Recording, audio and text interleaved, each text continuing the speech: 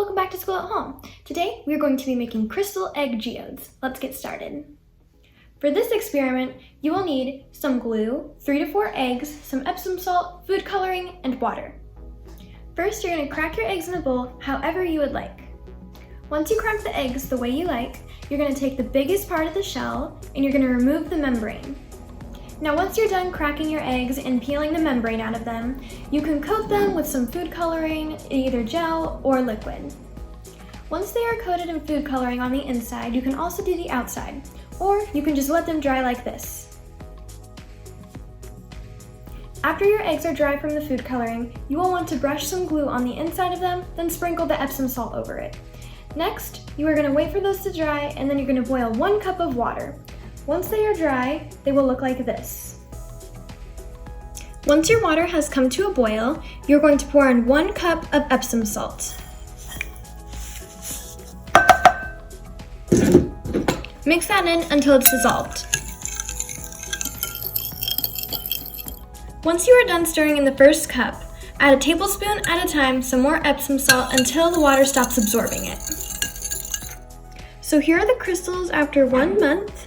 I let them sit for 2 weeks and I checked up on them, but there was still some water left, so I let them sit for 2 more weeks, and here they are.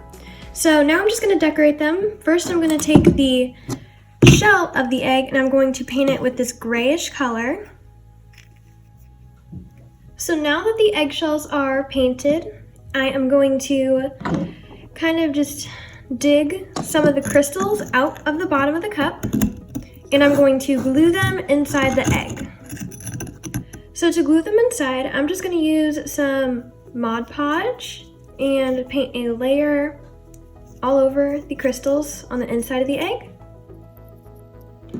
Then I'm going to take a spoonful of the crystals and just sprinkle them inside.